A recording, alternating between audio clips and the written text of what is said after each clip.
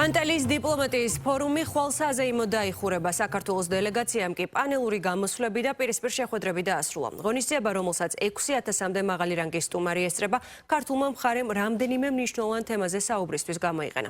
საქართველოს პრემიერ-მინისტრის თურქეთის პრეზიდენტთან შეხვედრისას ყურადღება გამახვილდა ვაჭრობაზე, შუადერეფნის განვითარებასა და რეგიონის უსაფრთხოებაზე. შავი ზღვის აუზში სტაბილური მშვიდობა იყო ერთ-ერთი მთავარი თემა ვიქტორ ორბანისა და ირაკლი კობახიძის შეხვედრისას. პანელურ დისკუსიაზე კი სადაც ჩვენი ქვეყანა საგარეო საქმეთა მინისტრმა მაკა ბოჭორიშვილმა წარადგინა, საქართველო განხილული იყო როგორც მეზობლებს შორის მედიატორი. კონკრეტულად რა ითქვა საქართველოს სტრატეგიულ როლსა და რეგიონში მის მნიშვნელობაზე. ამას საომე ქოქიაშვილი გვეტყვის. 2025 წლის ანტალიის დიპლომატიური ფორუმი დასასრულს უახლოვდება, თუმცა უკვე დასრულდა საქართველოს პრემიერ-მინისტრისა და ქართული დელეგაციის წარმომადგენელთა ორდღიანი სამუშაო ვიზიტი ფორუმის ფარგლებში, რომელიც დღის წესრიგით იყო საკმაოდ დატვირთული, თუმცა შეგვიძლია ვთქვათ, რომ ჩვენი ქვეყნისთვის საკმაოდ წარმატებული და ნაყოფიერი გამოდგა. დიპლომატიური ფორუმის უმნიშვნელოვანესი ტრიბუნა, როგორც საქართველოს პრემიერ-მინისტრმა, ისე საგარეო საქმეთა მინისტრმა გამოიყენეს იმისთვის, რომ უფრო ფართო აუდიტორიამდე მიეტანათ საქართველოს სათქმელი, როგორც მიღწევების, ისე გამოწვევების თვალსაზრისით. შედგა არაერთი პანელური დისკუსია თემატური მსჯელობა სხვადასხვა საკითხებზე, მათ შორის შავი ზღვის უსაფრთხოების თემებზე, სტრატეგიული მნიშვნელობის პროექტებზე. თუმცა, როდესაც ფორუმს ყავს ამდენი სტუმარი და მათ შორის ძალიან ბევრი უმაღლესი თანამდებობის პირია, რა თქმა უნდა, ყოველთვის იძლევა ძალიან კარგ საშუალებას იმისათვის, რომ შედგეს ორმხრივი შეხვედრები. ამ მხრივაც დღის წესრიგი იყო ძალიან დატვირთული, როგორც პრემიერ-მინისტრს, ისე საგარეო საქმეთა მინისტრს ჰქონდათ არაერთი შეხვედრა ევროკავშირის წევრი სახელმწიფოების ლიდერებთან და საგარეო საქმეთა მინისტრებთან თუ კოლეგებთან აზიის ნაწილიდან. დღის ბოლოს შეჯამებისას პრემიერ-მინისტრი ორდღიანი სამუშაო ვიზიტით საკმაოდ მაყოფილი ჩანდა, ვინაიდან საქართველოსთვის ეს იყო ძალიან მნიშვნელოვანი პლატფორმა იმისათვის, რომ საკუთარი სათქმელი უფრო ფართო აუდიტორიამდე მიეტანა. Fonda ეს ფორმატი არის ძალიან მნიშვნელოვანი. მე კიდევ ერთხელ მინდა მადლობა გადავხადო ჩვენს თურქ მეგობრებს არაჩვეულებრივი მასპინძლობისთვის. სხვადასხვა კუთხით იყო ეს ფორმატი მნიშვნელოვანი. ერთი რომ რა თქმა უნდა მივიღეთ მონაწილეობა პანელურ დისკუსიაში, სადაც მათ შორის ჩვენი ქვეყნის გარშემო არსებულ მდგომარეობაზე საუბრის შესაძლებლობა ჰქონდა.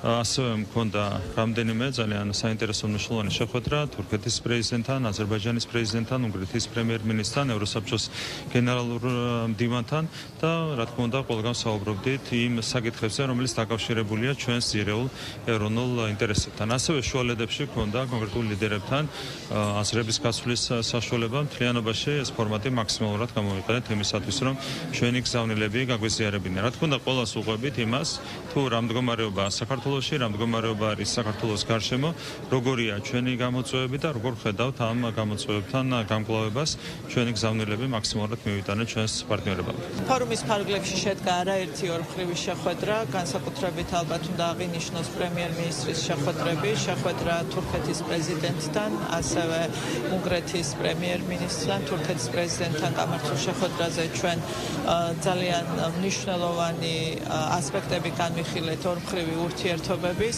რაც პოზიტიურად შეფასდა და ველოდებით ასე პოზიტიურად გაგრძელებას ორ ქვეყანას შორის ურთიერთობების და მე ვფიქრობ ეს შეხვედრა იყო ძალიან კარგი შესაძლებლობა სწორედ ამისათვის. ასევე ჰქონდა შეხვედრა უნგრეთის პრემიერ-მინისტრთან, განვიხილეთ ორ ქვეყანას შორის თანამშრომლობა. გარდა ამისა, ჰქონდა შეხვედრები ჩემს კოლეგა მინისტრებთან.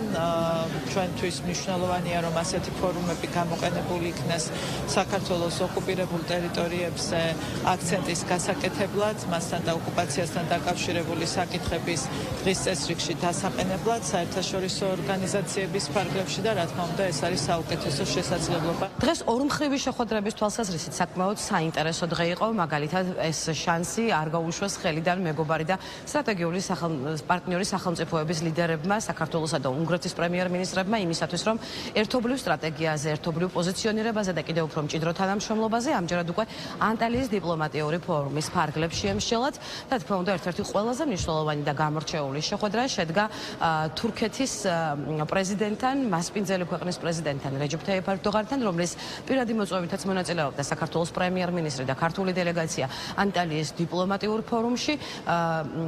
ამ სახელმწიფოსთან საქართველოს ძალიან ხანგრძლივი მჭიდრო სტრატეგიული თანამშრომლობა და პარტნიორობა და მეგობრობა აკავშირებს და თურქეთი რჩება საქართველოს მხარდამჭერად მის ევროატლანტიკურ მისწრაფებებში, როგორც ეს აღინიშნა კიდეც დღევანდელ შეხვედრაზე. მთლიანობაში უნდა ითქვას, რომ დღევანდელ შეხვედრებს და ზოგადად ფორუმის დღევანდელ დღის წესრიგს ხაზად გასდევდა შავი ზღვის უსაფრთხოების მნიშვნელობა და შავ ზღვაზე მშვიდობისა და სტაბილურობის დამყარება, რაშიც საქართველოს თავისი გამორჩეული და განსაკუთრებული წვლილი აქვს. Ახლად აღდგენილი დამოუკიდებლობის პირობებში, როდესაც საქართველო მეზობელ თურქეთთან და აზერბაიჯანთან ერთად ბაქო-თბილისი-ჯეიჰანის სტრატეგიული ნავთობსადენის მშენებლობაზე დაიწყო ფიქრი, ცხადი გახდა, რომ რეგიონის გეოპოლიტიკური ზონა 1-2-ად გაიზრდებოდა.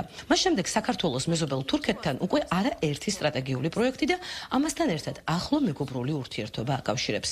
ამიტომ ანტალიის დიპლომატიური ფორუმიც, რომელზეც საქართველოს პრემიერ-მინისტრი პრეზიდენტ ერდოღანის მიწვევით ჩავიდა, მეგობარი ქვეყნის ლიდერებმა კიდევ ერთი პირისპირ შეხვედრისთვის გამოიყენეს. ისაუბრეს თანამშრომლობის ბევრ მიმართულებაზე, ვაჭრობაზე, შუადერეფნის პოტენციალის ზრდაზე და მაშინ, როცა მეგობარი თურქეთი მტკიცედ განაგრძობს საქართველოს ევროატლანტიკური მისწრაფების მხარდაჭერას.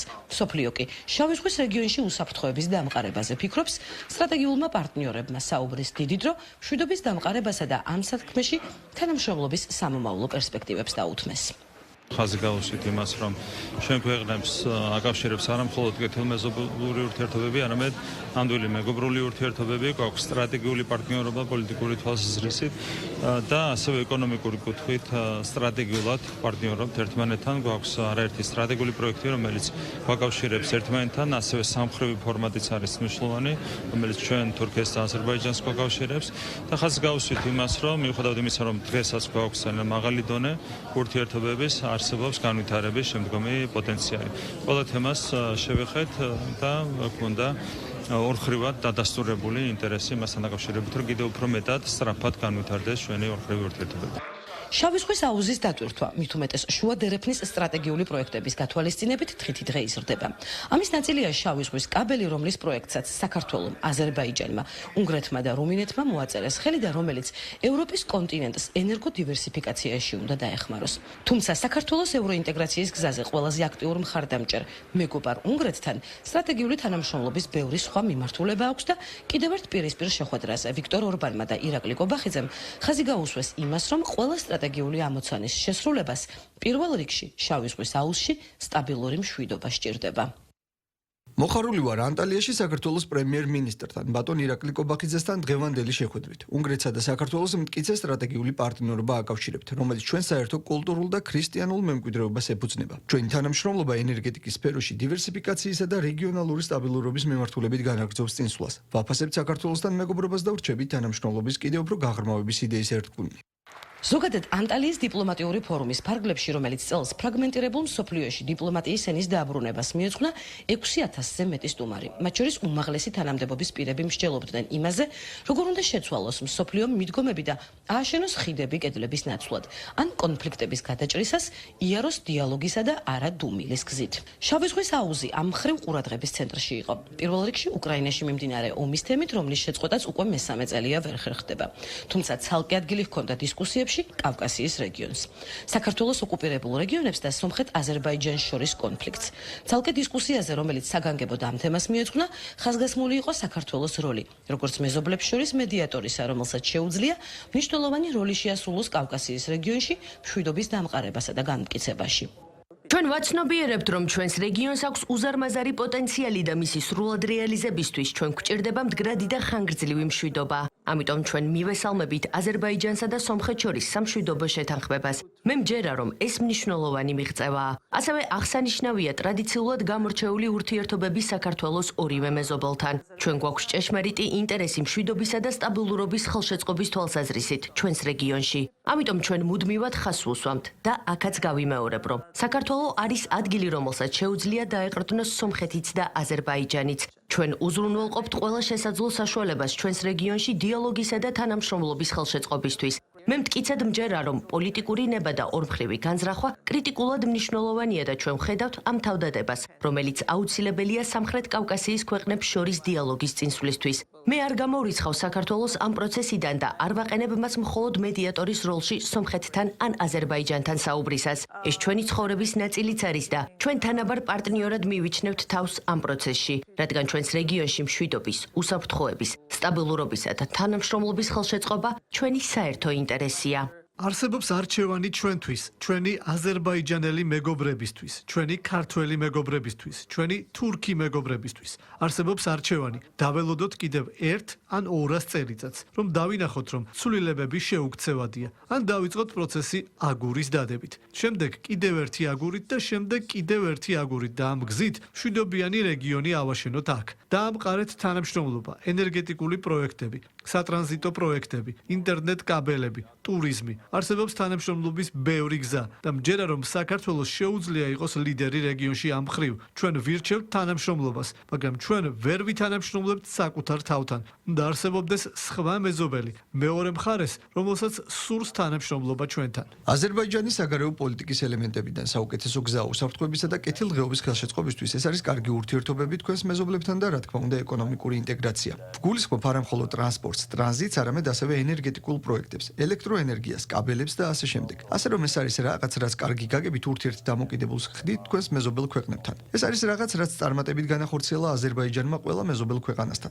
როდესაც ვსაუბრობთ აღმოსავლეთ-დასავლეთის შუა კორიდორზე, რაც მაგალითად აზერბაიჯანმა, საქართველომ, თურქეთთან ერთად გააკეთა. ეს არ არის რაღაც, რითიც შევცვალეთ რეგიონი. ეს არ არის რაღაც, რაც დადებითი იყო ჩვენი ხალხისა და საზოგადოების კეთილდღეობისთვის. ეს არის რაღაც, რითიც შევცვალეთ რეგიონის მთელი რუკა. ძირითადი ნავთობისა და გაზის მილსადენები, აღმოსავლეთ-დასავლეთის სატრანსპორტო კორიდორი, ყველაზე ბოლო მაგალითი. ის რომ გამოწვევებით სავსე კავკასიის რეგიონს მეტი უსაფრთხოებისთვის მეტი თანამშრომლობა სჭირდება, ანტალიის დიპლომატიური ფორუმის ფარგლებში ბევრჯერ გაჟღერდა. მაგალითად, პროფესორი ჯეფრი საქსი, რომელსაც რჩევებს ეკითხებიან ვაშინგტონში და უსმენენ ევროპის დედაქალაქებში, ფიქრობს, რომ სამი პატარა ქვეყნის უსაფრთხოების ქოლგად სწორედ საქართველოს, აზერბაიჯანსა და სომხეთს შორის მჭიდრო სტრატეგიული თანამშრომლობა შეიძლება გამოდგეს. ის რომ გარედან რეგიონის დესტაბილიზაცია სხვა სახელმწიფოებს არაერთხელ უცდიათ, ჯეფრი საქსი ხშირად ამბობს და ქართულ მედიასთანაც ინტერვიუში კოლუმბიის უნივერსიტეტის გრადი განვითარების ცენტრის დირექტორი საქართველოსთან მიმართებაში ცალკეული ქვეყნების სასანქციო პოლიტიკასა და ოფიციალური ბრიუსელის გადაწყვეტილებებს გამოეხმაურა და აღნიშნა, რომ სუვერენული ქვეყნის შიდა საქმეებში ჩარევას კარგი არავისთვის არაფერი მოაქვს. უპირველეს ყოვლისა, ევროპელებმა და შტატებმა თავი უნდა დაანებონ ქართულ პოლიტიკას. მე ვფიქრობ, გავლენები და ჩარევები არანაირი სარგებლის მომტანი არ არის. იმედი მაქვს, ეს ხალხი საქართველოს საშუალებას მისცემს კონდეს საკუთარი პოლიტიკა, საკუთარი შიდა საქმეები, იმ შფოთვის გარეშე, რომელიც ბრიუსელიდან თუ სხვა მხრიდან მოდის. მეორე, მე მჯერა, რომ სამხრეთ კავკასიის ქვეყნებმა, საქართველომ, აზერბაიჯანმა და სომხეთმა ერთად უნდა იმუშაონ როგორც აღმოსავლეთ, დასავლეთისა და ჩრდილოეთ სამხრეთის კორიდორების ეკონომიკურ სტრატეგიაზე, ისე უსაფრთხოებაზეც. ვინაიდან ეს ცოტათი რთული რეგიონია. მე მჯერა, რომ ერთობლივი ძალისხმევით სამხრეთ კავკასიას შეუძლია ეფექტურად იმუშაოს. მთელი ეს გარედან მომავალი შფოთვა და მღელვარება არა, ნამდვილად არ იყო კარგი. საქართველოს სტრატეგიული როლისა და მნიშვნელობის შესახებ ანტალიის დიპლომატიურ ფორუმზე ბევრი რამე თქვა. ბოლო დროს ერთ-ერთი ყველაზე მნიშვნელოვანი ტრიბუნა კი პრემიერ-მინისტრმა და ქართულმა დელეგაციამ ქვეყნის წარმატებებზე თუ გამოწვევებზე სასაუბროდ გამოიყენეს. პანელური დისკუსიები და ორმხრივი შეხვედრები როგორც აზიის, ისე ევროკავშირის წევრი სახელმწიფოების ლიდერებთან და საგარეო საქმეთა მინისტრებთან. ორდღიანი დატვირთული გრაფიკის შემდეგ საქართველოს მუშაობა დაასრულა ფორუმზე, რომელიც ყველა სტუმარს საშუალებას აძლევს დიპლომატიის ძალაზე ისაუბროს. ორმხრივი შეხვედრების ფორმატში კი ილაპარაკოს ძველ მეგობრებთან და ეძებოს ახალი პარტნიორები. წელს ანტალიის დიპლომატიურმა ფორუმმა 6000-ზე მეტ სტუმარს მთელი მსოფლიოდან უკვე მეოთხედ უმასპინძლა.